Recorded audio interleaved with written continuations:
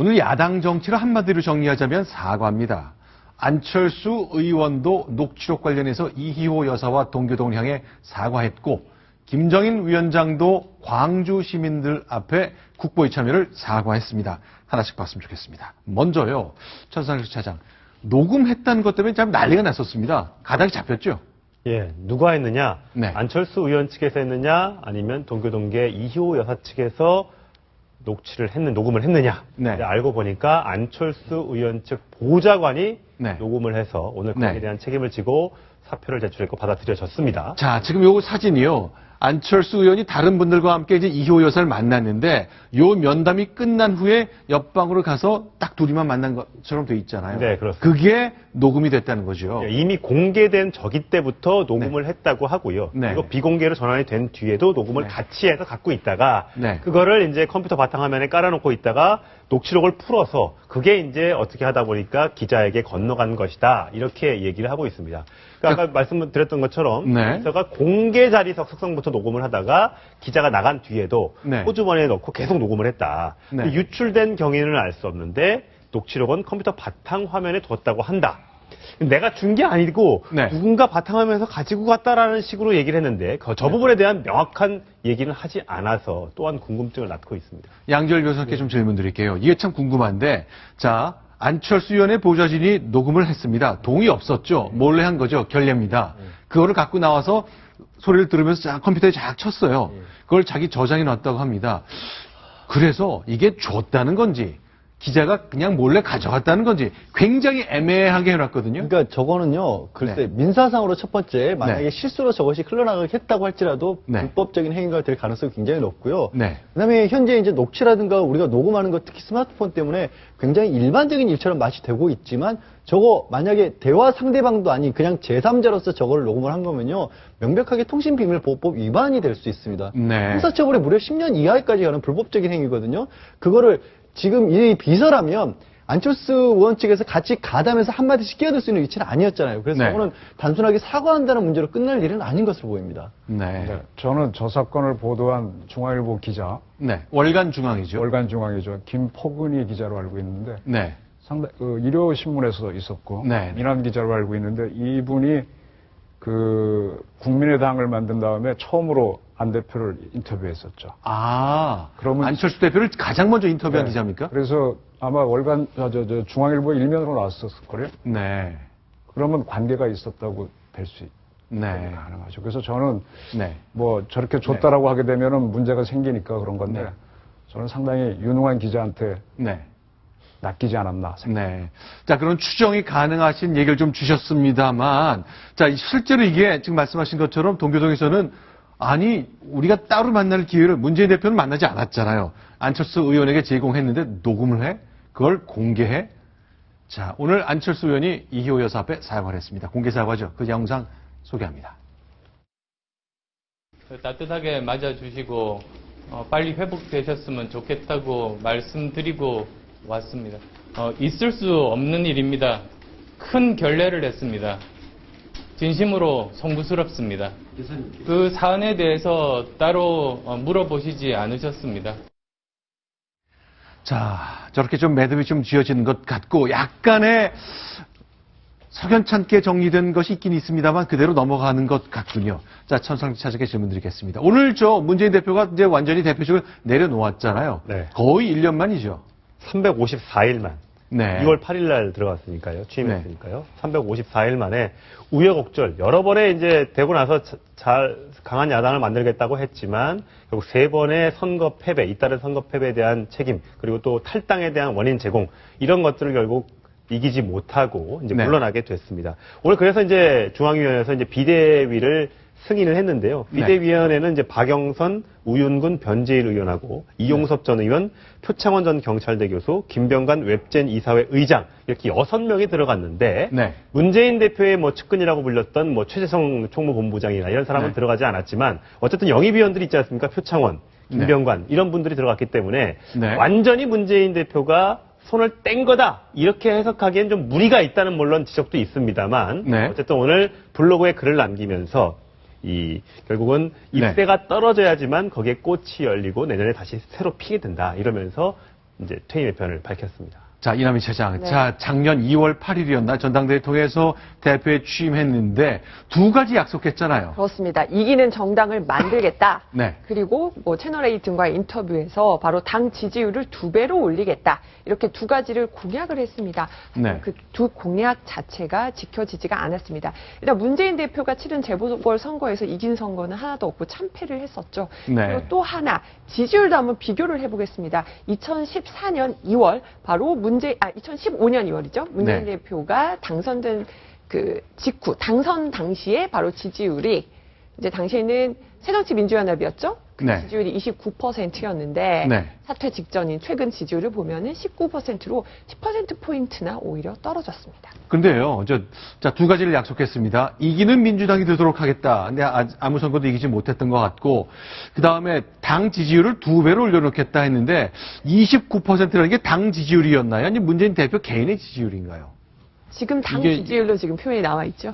그렇죠. 네. 그런데 이제 29%를 2배로 올리긴 좀 어려웠을 것 같고, 그렇긴 많이 올리겠다는 취지였던 것 그만큼 열심히 같은데, 하겠다라는 뜻이었는데요. 네. 오히려 이제 그 당시에 박지원 의원 측에서는 같이 전당대회 겨룰 때 문재인 대표 대표되면은 당이 분열된다 그런 얘기들이 참 많이 나왔는데 당 네. 지지율이 떨어진 이유 중에 하나는 그런 네. 분당의 요인도 있겠습니다. 네.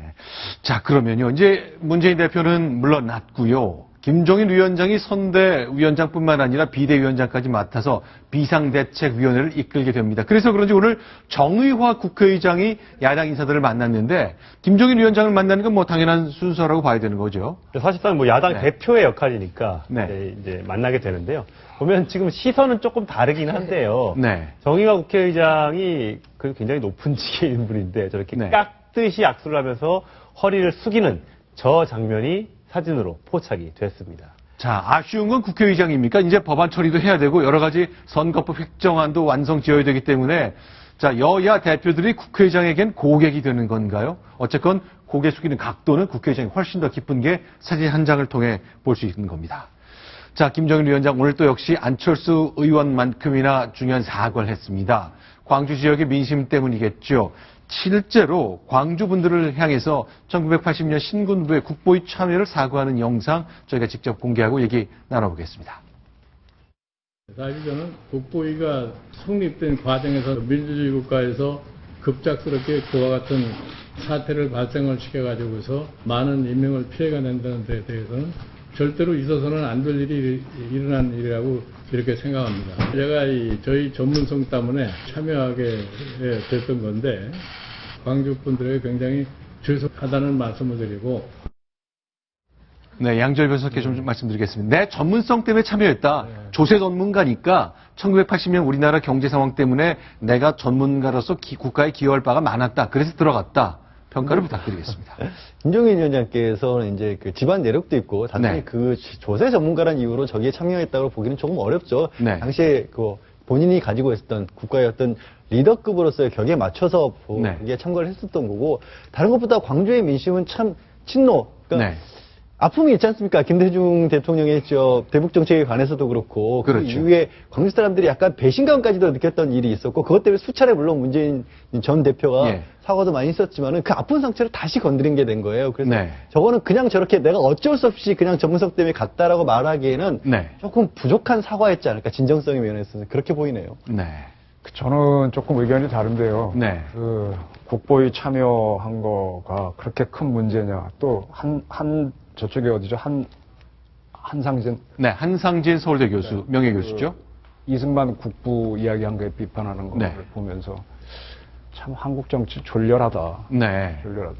그다음에 광주 사건이 있었을 때 물론 이 국보위하고 광주 사건을 직접 연결이 되느냐는 또 별건입니다. 저는 네. 큰 연관은 없다고 보는데 그때 그 군인들이 들어갔던 군인들의 책임을 묻고 하는 걸 이렇게 보면은 네. 글쎄 이렇게 들어가게 되면 어떻게 하자는 건지 한번 그것도 생각을 해봤으면 좋겠다. 네. 야당에서 서로 다툴 때 이 문제 갖고 하지 말고 다른 문제 많잖아요. 네. 뭐 과거사 가지고 이렇게 들어가는지 그때는 나름대로 젊은 시절이었고 또 어떤 자기 또 필요성도 인정받는 것도 있었을 텐데 네. 이제 와서 또 저렇게 하니까 조금 대한민국 국민으로 좀 실망스럽습니다. 자, 그런데 이제 다만 이제 신군부가 만든 국보위와 광주 5.18 민주항쟁 사이에는 연관성이 없다 말씀 주셨지만 직접적으로 따라서 좀 다를 것 같습니다. 저희가 좀 잠시 후에 소개해 드릴 건데 대법원이 90년대 5.18 특별법을 통해 전두환 노태우 전 대통령 유죄 판결을 내릴 때 국보위는 대한민국 대법 판결에 따르면 내란 목적 단체였다라는 판결이 나와 있습니다. 일단 연관성 좀 있다고 우리 법원에서 보는 것 같은데 어쨌건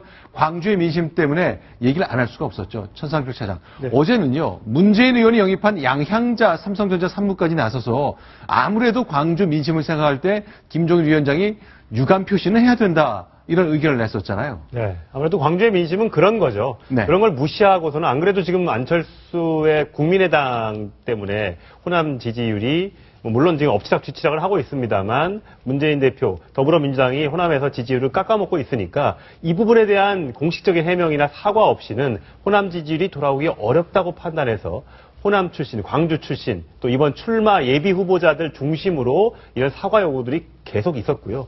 어쨌든 뭐 이제 사실상의 대표가 된 김종인 위원장으로서도 그 요구를 거스를 수만은, 그냥 무시할 수만은 없었던 것으로 보이는데 아까 양 변호사 얘기했던 것처럼 조금 더 진정스럽게 사과를 했어요. 왜냐면 광주 시민에게 사과한다 이랬거든요. 이 호남을 전체를 통째하지 않고 광주 시민에게만 미안한 것인가라는 또 오해를 또 논란을 살 수도 있으니까 네. 또 쿨하게 사과했더라면 더 이왕하는 사과 모양새가 더 좋지 않았을까라는 지적도 있습니다. 자, 그러니까요. 3당은 사실은 김종인 위원장 과거 관련해서 이 미묘한 차이를 보이고 있습니다. 일단요. 새누리당은 별 얘기를 안 합니다. 모른 척하고 있는 거로 봐야 될 것 같고 어제 보여드렸던 한상진 위원장의 얘기처럼 국민의당은 맹공격을 하고 있습니다. 더불어민주당 일단 못 들은 척하고 있습니다. 다 생각이 다를 것 같은데 새누리당이 왜 그럴까? 이유가 다 있거든요. 자, 저희가 지금부터 2008년 청문회 말씀드리겠습니다. 김기현 울산시장이 당시 한나라당 의원이었는데 같은 뿌리고 김정은 위원장의 생각을 가장 적극적으로 옹호할 것 같습니다. 왜냐하면 2008년 당시에는 한승수 전 국무총리 인사청문회가 있었습니다. 그때 한나라당 의원 그리고 당시 민주당 의원은 어떻게 한승수 전 국무총리의 국보위 참여를 평가했는지 저희가 그 당시 속기록을 통해 영상을 공개하겠습니다. 같이 보겠습니다. 혹시 그 한승수 후보자가 군사정권을 집권하는 데 참여한 거 있습니까? 그건 아니잖아요. 그건 모릅니다. 경제 전문가였던 교수였죠, 그 당시에, 그죠? 그러니까 정권의 성격이 어떤지 그 문제하고는 별개로 어떻든 나라를 살려야 된다는 것은 모든 국민들이 책임인 것이죠. 화려한 휴가라고 이 5.18 광주항쟁을 소절한 영화인데 보신 적 없어요? 제가 못했습니다. 죄송합니다. 80년 5월 27일 날 새벽에 이제 도청을 견문이 진압을 해서 광주 시민이 학살을 했는데 그 군사 독재 세력들의 손에 피가 마르기 전에 5월 31일 날 국가보위 비상대책위원회가 만들어졌는데 후보자가 참여를 하게 됐습니다. 국가보위 비상대책위원회의 법적 성격이 대한민국 대법원 판결에 의해서 내란 목적 단체임이 이게 판결되었습니다. 알고 계시죠? 죄송합니다만 국가보위 비상대책위원회를 설치하여 헌법기관인 행정각부와 대통령을 무력화시킨 것은 행정에 관한 대통령과 국무회의의 권능 행사를 강화하여 사실상 불가능해 한 것이므로 역시 국헌문란에 해당한다 하고 판단하였다. 이 대법원 판결문입니다. 그게 언제 나온 판입니다. 이게 전두환 노태우에 대한 공소사실에 대한 대법원 판결문입니다. 따라서 엄밀한 의미의 국가보위 비상대책위원회에 참여했다는 것은 일종의 내란 목적 단체의 사후적 정봉으로 참여한 것과 마찬가지입니다. 그래서 후보자께서는 이후에 이 오공 정권에 참여하지 않았다 이런 말씀을 했는데 지금이라도 이것에 대한 그 보호국 훈장 천수장을 반납할 용의가 없습니까? 반납할 용의가 있습니다. 반납하십시오 이거. 하겠습니다. 예. 자, 저 장면 한승수 국무총리가 이제 후보자 자격으로 80년대 받았던 훈장까지 반납하겠다. 나는 그 당시 정서에 동의하지 않고 있다라는 것을 청문회장에서 밝힌 그 모습이었습니다. 자, 천상필 차장. 네. 뭔가 좀 절묘하게 겹쳐진 것 같네요. 네, 많이 비슷하죠. 네. 일단 저기 표현했던 것처럼 이 새누리당 입장에서는 모른 척하는 이유가 네. 결국은 이제 뿌리가 같으니까 내 사람이니까 뭐 이런 아마 생각이 있을 겁니다. 네.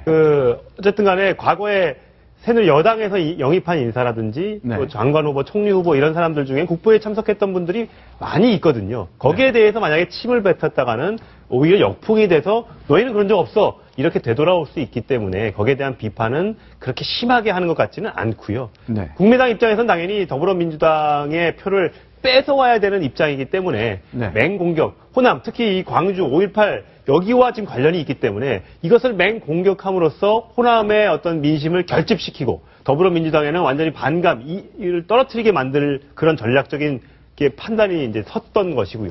더불어민주당은 일단 불러왔는데 불러와놓고 무조건 잘못했다 이렇게 사과하시오 이렇게 하기에는 좀 너무 좀 이른 감이 있기 때문에 일단 네. 알아도 못 들은 척하고 있는 것으로 해석이 됩니다. 자, 그러면요. 이 논란은 뭐 일단 계속될 것 같습니다만 김종인 위원장이 처음으로 그동안 나는 후회한 일 한 것이 없다고 말했다가 오늘 결국 국민들 앞에 특히 광주 시민 앞에 머리를 숙였습니다. 자, 이제 과거를 좀 뒤로 놓고 미래를 얘기해야 되겠다 하는 얘기가 나올 때가 됐죠. 과연 언제쯤 과거를 잊고 앞으로 갈지는 선거 국민을 좀 더 봤으면 좋겠습니다. 그런데요. 네. 옛날 얘기랑 해당되는 게 또 하나 생겼습니다. 역시 김종인 위원장이 관련된 것인데 역시 감정 싸움하고도 좀 관련된 것 같아요. 그렇죠? 그렇습니다. 김종인 위원장이 바로 탈당한 정대철 고문의 아들이죠. 정호준 의원을 바로 비서실장으로 영입하겠다. 네. 그것을 바로 정대철 고문에게 전화를 걸어서 알렸습니다. 네. 이 사실을 듣고 정대철 고문 정말 화가 났습니다.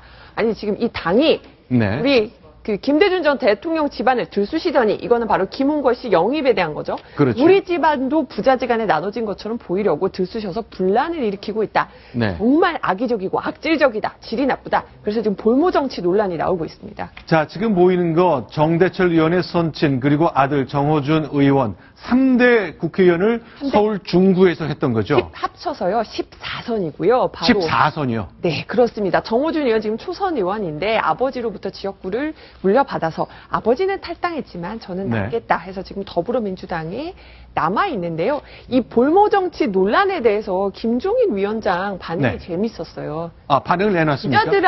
기자들이 이제 질문을 하니까 그 볼모 정치 아닌데. 네. 아니 나는 서울에 가까이 있는 서울 지역 의원 중에 초선에 어린 의원을 찾다 보니까 정호준 의원을 찾은 건데 그런 의도는 아니었다 이렇게 밝히기도 했습니다. 자, 정대철 전 의원, 저 상임고문까지 맡았고 당 대표를 지냈던 야권의 뿌리인데 대단히 좀 화가 난 것 같습니다. 그리고 김종인 위원장도 실제로 자 어떤 일이 있었는지 직접 해명을 했거든요. 정대철, 김종인 두 분의 음성 직접 들어보겠습니다. 일종의 볼모 정치라고 할까, 폐륜 정치라고 그럴까, 이래서는 안 된 정치를 하고 있습니다. 부자 간에도 이간시키고, 또 모자 간에도 이간시키고. 내가 정호준 의원을 전화를 했어요. 나를 좀 도와줄 수 있겠느냐, 그렇게 물었더니, 뭐 흔쾌히 한다고 그래서 정대철 의원한테 내가 정호준 의원을 이렇게 해볼까 생각한다고 했더니, 뭐 벌쩍 화를 내더라고요. 화를 내고서 뭐 무슨 소리 하는지도 모르는 식으로 막 소리를 쳐서 그래 전화를 끊어버렸어요. 그래서 궁금하시죠? 정호준 의원이 비서실장을 할까요, 말까요? 아, 결정이 났습니까? 일단은 오늘 김종인 위원장 뒷얘기가 이어집니다. 어제 때는 바로 정호준 의원이 네라고 대답을 했다고 방금 밝혔죠. 예. 그런데 오늘 아침에 정호준 네. 의원이 바로 김종인 위원장에 전화를 걸어서 저희 지역구가 선거구 조정 때문에 중구와 성동구가 합쳐져서 아무래도 지역구에 매진해야겠습니다. 네. 하면서 사양하겠다고 전화가 왔답니다. 아무래도 그 진노한 아버지 뜻을 좀 받아들인 것으로 보입니다. 정호준 의원 직접 전화하려고 시도해봤는데 오늘 전화는 받지 않았습니다. 근데 그러면 궁금한 게요. 자, 이제 당 대표가 물러나서 비대위원, 비상대책위원회 체제가 출범했습니다. 비대위원장이 비서실장을 맡는다는 것, 이게 정치적으로 자신이 좀 성장하고 발돋움할 수 있는 기회가 되긴 되는 건가요? 그게 만약에 네. 비대위원장으로서 김종인 현재 위원장이 네. 어떻게 보면 순수한 야권 내의 정치인은 아니잖아요. 그러니까 야권 네. 내에 기존의 세력을 가지고 있었고 그 안에서 성장해 오신 분이고 그 안에 어떤 거목은 아니시잖아요. 네. 만약에 그런 위원장이었다라면 당연히 야권의 정통을 잇는다는 측면에서라도 고려해볼 하겠지만 네. 김종인 위원장은 일단 그런 입장도 아니시고 네. 또 제가 봤을 때는 김종인 위원장이 볼모 정치를 했다기보다 그런 부분에 대해서 민감하게 생각을 아예 안 하신 것 같거든요. 네. 그런데 덜컥 그 밑에 들어갔다가 괜히 분란만 일으키고 자신의 자리도 또 야권의 정통의 어떤 것으로서 잊지 못하는 자리가 돼버리면 오히려 손해본다는 판단을 했겠죠. 근데 이렇게 분란의 시작은요. 일단 아버지는 탈당해서 안철수 신당으로 갔는데 아들은 아직 더불어민주당에 남아 있잖아요. 비록 아들이지만 현역 의원으로서 아들의 판단이 있는 거기 때문에 뭐 굳이 막 편을 가르려 했다거나 뭐 그렇게 볼 필요도 없는 거 아닌가 모르겠네요.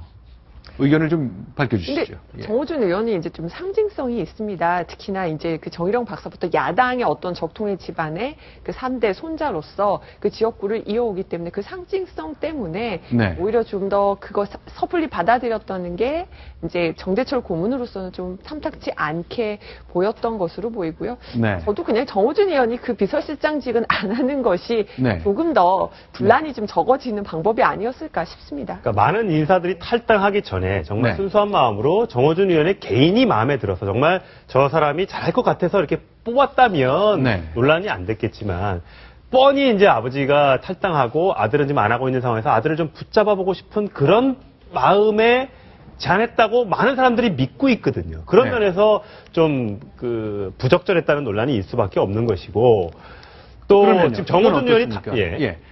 저 정호준 비서실장 아이디어를 김종인 위원장이 냈을까요? 아니면 누가 옆에서 위원장님 이 카드 한번 써보시죠 라고 제안을 했을까요? 어떤 게 가능할까요? 본인은 일단 본인이 했다고 초선 네. 중에 서울에 있는 지역구 중에 초선 의원을 좀 뽑아달라 해서 그 중에 골랐다고 하지만 누군가 그 제안은 누군가 했겠죠. 그 제안은 네. 아무래도 당 사정에 밝은 어떤 주류측 인사가 아니었겠느냐고 추정을 해볼 수 있을 것 같고요. 네.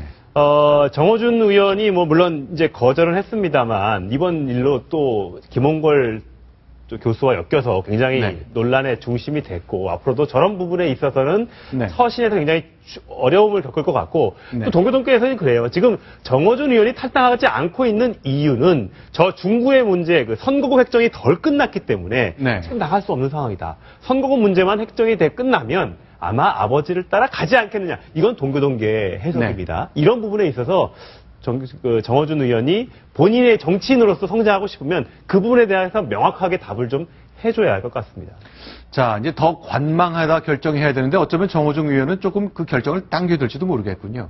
어제는 받아들였으나 오늘은 아버지의 진노 후에 우연인지 아닌지 알 수 없습니다만 제안을 고사하는 것까지 저희가 확인해 보았습니다.